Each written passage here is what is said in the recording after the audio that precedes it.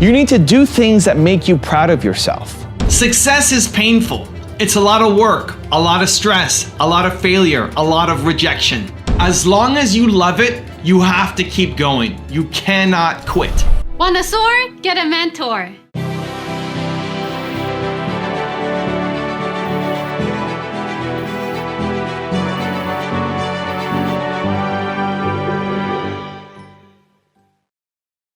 Hey, this is Nina Carmichael, and this channel is created to help you overcome the #1 challenge that is holding you back: a lack of belief in yourself. You watch these videos because you know there's something greater inside you as well. You have Michael Jordan level talent at something. So today, let's learn from one of the best, my husband Evan Carmichael, and how to stop being a quitter. Mentor me, my husband Evan. Okay, let's kick it off with rule number 1: eat difficulties. You need to do things that make you proud of yourself. You need to do the difficult things. When it's hard and you do it and you try and you keep going, that's when you feel proud about yourself. When you quit early, even if everybody gives you a logical reason for doing it, say, hey, it's okay, don't worry about it, quit. You should quit. Take it easy. But you know deep down inside yourself, you can't quit.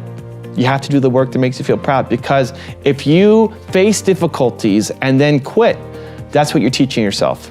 That's a story inside your head. And there's no way you're gonna go off and accomplish those big, bad, impossible dream goals of yours if you quit every time it gets hard. I had a guy come to my Columbus workshop, and he had a goal to do 6 days a week cold showers. It was Friday night. Saturday night was his day off from cold showers. It was Friday night he comes to my workshop and he says, it's been winter here in Columbus. I'm at my girlfriend's house all day today. It's been freezing. I've been inside the house. It's been freezing all day. I didn't do my cold shower today. Evan, what should I do? Should I take my cold shower? I said, well, are you proud of the reason why not? Are you proud of the reason that you're in a cold house all day and so that's good justification for you? He said, no, I'm not proud of the reason. Great, then you have to do it. You have to go take your cold shower. And after the workshop, he got home at 11:30 at night and he took an Instagram video from the waist up, getting into the cold shower and freezing his face off. And then I said, you have to go off and do it again tomorrow too. Even though Saturday's your day off, you have to get up and do it again tomorrow, just to show yourself, just to prove to yourself what you're made of. When it's difficult and you try, that's when you win. That's when you actually feel good about yourself, when it's difficult and you keep going. Even if the results suck, even if past the 40%, your results are starting to decline. You feel great about yourself because you kept going. But if you quit as soon as it gets hard, that's what you're teaching yourself to do. And so I see entrepreneurs and leaders as trees. You're a tree. Your responsibility as a tree is to eat poison, carbon dioxide, right? You eat poison. You eat it, you grow from it, and then you spit out positivity and oxygen for the people around you, right? For yourself and the people around you. You grow from it. Your job is to eat adversity. Your job is to eat judgment. Your job is to eat difficulties. And you grow from it. And then you create opportunities and possibilities for yourself and the people around you. That's your job. And so the next time that you find yourself in a difficult situation, you want to quit, you want to give up, you're at that mark, your brain wants to quit on you, remind yourself, I'm a tree. I'm a tree. I'm gonna grow from this. This is my chance to get better. This is my chance to eat it, to grow from it, and then create possibilities for other people. That's your job if you want to be an amazing leader and an amazing entrepreneur, and I'm cheering for you. Rule number 2, love what you do. This is why it's so important that you love what you do. Success is painful. It's a lot of work, a lot of stress, a lot of failure, a lot of rejection. But the thing that gets you through it is you love what you do. You love the process. You love the work. You love the growth. If you don't love the work you do, you will give up because it will just become too painful to keep going. So at the Whole Foods this morning, when I went to go get my bulletproof coffee, I ran into a friend of mine, an entrepreneur friend of mine who I told about my tour in December before I left. And she was super excited and I hadn't connected with her since I got back. I went on this 3-month, 90-day, 23-city tour across the US, and it was amazing happenstance to meet her at the Whole Foods this morning. And she said, how's the tour? What was the best part of it? and I said, breaking my neck. 2/3 of the way through, I broke my neck. I broke my neck in 2 spots. I compressed my spine. I had a concussion, had to get staples in my head, all of it. She said, breaking your neck, that's the best part of your tour? Well, that's a really positive outlook. Like, it's not just a positive outlook. It's the best. Like, it actually was the best part. Because it really got the test. Like, why? This sounds crazy, but this is it. This is the process. This is the mindset shift I want you guys to make. That you do difficult things. You love difficult things. You don't want it to be easy. Easy means you're inside your comfort zone. Easy means you're not pushing up against any barriers. You don't want to be easy. Stop getting these easy, small, tiny wins that you can snack on. You do difficult things. You love taking on amazing, huge things. That's who you are. That's what you do. And this was a chance for me to grow and help cement that for myself. Also, if you want to have more motivation and confidence, check out the 254 in the description below. Don't go to them asking for help first. Go to them with value first so that they're stumbling all over themselves to try to find a way to help you out too. Bring value first. For me, my goal is to help a billion entrepreneurs. And so I always wanted to work on projects that have the ability to have a massive impact. That's what I strive for every single day. Find whatever the smallest first step is, and then the smallest next step is, and continue to build those steps. And when you look back, you'll have realized that you made some pretty significant progress. Rule number 3, change your beliefs. As long as you love it, you have to keep going. You cannot quit. Maybe one day somebody does throw you a bunch of money and you can stop sleeping in your office. Or maybe it's just a slow grind up and it takes you 10 years to become an overnight success. You'll never know how long it will take you to be successful. But what you do know is that if you quit on something that you love, you will end up regretting it for the rest of your life. As long as you love it, you have to keep going. You can't quit. So look at my story. It wasn't easy being an entrepreneur growing up. That's why I do so much to help entrepreneurs, because I don't want you guys to struggle as much as I did. In my first real business when I was 19, I had to decide between earning $100,000 a year and traveling around the world in my dream job versus owning 30% of a company, making $300 a month, and being unsure if anything was going to work out or not. And I decided that I had to keep going. I had to try, because I didn't want to end up being 85 years old looking back and saying, I never did it. I never went for it. I would rather know and fail than not know. Because the things that you regret are rarely the things that you do. It's the things that you didn't do. The things that you had a chance to do. You had an opportunity. You thought about it. You felt it. But then you backed down because you were afraid. Those are the things that you regret. That's what you regret most. And I didn't want that to happen. But starting off my business wasn't easy. I struggled, I sucked. I made it harder on myself because I told my friends that I was living the entrepreneur life and I couldn't hang out with them. Meanwhile, that $20 was just too expensive for me to go out and have beer with them, right? I isolated myself and made myself lonely.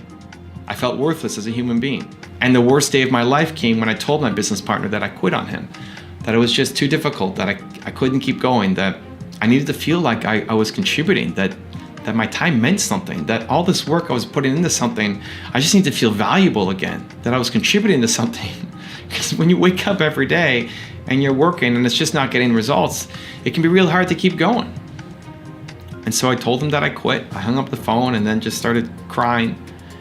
And the next day I woke up and I just thought, I can't quit on this, not yet. I haven't given everything I've got. Because I felt like in a year, in 2 years, in 5 years, in 20 years, I would look back and regret that I gave up. If I knew that I gave everything I had and it didn't work out, I was okay with the failure. It was just the idea of that thing lingering, that I could have given a little bit more, that I still liked this thing and I needed to see it through, and I didn't, that I quit on it. I knew that would eat me up forever. And so I had to get up that next day and tell myself, I'm not gonna quit yet. I just have to find a different way to stand. What I've tried so far has not worked. It has not worked. I'm making zero money. Well, $300 a month. But it's not working out. And I hate myself. I hate my life. I hate how I feel about myself. I have to find a different way to stand. And that energy allowed me to keep going. That energy allowed me to then ask myself, who else has done this before? And I looked at Bill Gates and how he started Microsoft, and that started the path up for my business. And then 2 years later, I sold my company. And it happened pretty quick. All because I refused to quit. on the thing that I knew I needed to see through. And rule number 4, last one before a very special bonus clip, find your one word. I think people struggle with goals because they struggle with self-awareness, because they don't know who they are. And so they're constantly adjusting the goals that they have for themselves based off what other people think of them and based off what they see out in the media or on Instagram or on YouTube. They don't have self-awareness. You got to figure out what your one word is, what your most important core value is. Who are you as a human being? I wrote a whole book on this, but just as a quick brainstorm opportunity for you right now, think about what is your single most important core value. What is it? If you had to pick one core value as a human being, what is it? For me, it's believe. I like believing in people.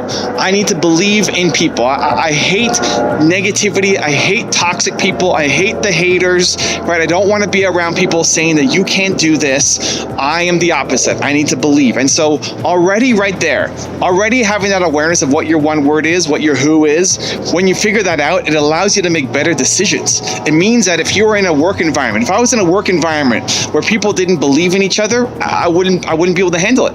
I would be frustrated, be upset, I'd be angry. And now I know why, because my one word is believe. And so what is your single most important core value? Figure that out. It's one of the most important exercises you can ever do in your life. It's super helpful, it's valuable, it's important. You need to do it. Otherwise you will never have clarity over your goals.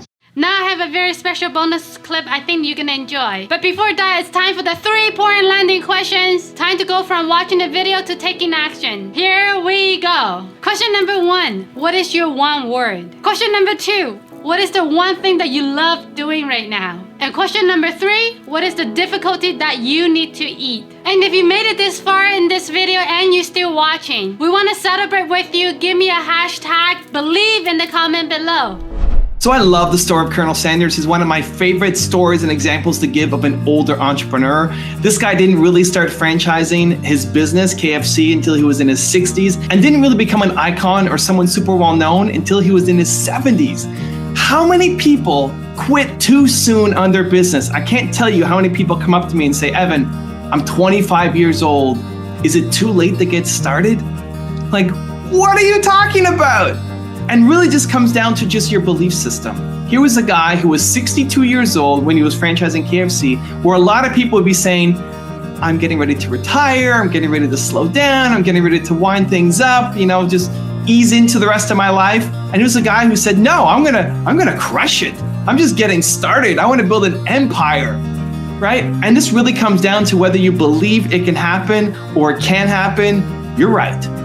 If you believe at 62 years old that you're too old to get started on something new, then you're right and you won't take action. But if you believe that age is just a number and 62 means you've got lots of experience and you're ready to go crush some new project, then you're right as well. And so you have to be really careful to pay attention to the story that you're telling yourself, because a lot of times we're holding ourselves back with these excuses of we're too old, we're too young, we come from the wrong country, we don't have the right education, you don't have the right parents, on and on and on. And as long as you believe that reinforcing story, then it's going to continue to perpetuate. Now, in terms of don't quitting, there's a lot of advice saying don't quit, don't quit, don't quit, don't quit. You should not quit when it's your dream. When this is something that you really, really, really, really want to do, then you can't quit on it. But if it's something that you've lost the passion for, you don't feel energized by it anymore, it feels like work to show up, then that's when you quit. And so when people ask me, should I quit this thing or not? Well, is it still your dream? Are you still passionate about it? Are you still excited about it? Because if you are, then you enjoy the process. And yes, you want to get the results. And yes, you want to win. And yes, you want to make the money. And yes, you want to have that impact. But you still enjoy the process. I like making YouTube videos. This is fun for me. It's enjoyable for me. I'm growing through it. And even if I wasn't on the path to hitting 1 million subscribers, I would still be doing it because I love doing it. And if I was on the path to hitting 1 million subscribers and I stopped liking it, then I would leave, I would sell it, I would go do something else, because you cannot do great things when you don't love what you do. And so as long as it's still your passion, as long as it's still your dream, you have to keep going or you're gonna live the rest of your life in regret. But if you've lost that passion, then get out immediately and go do something else that does bring you excitement, joy, energy, and fulfillment.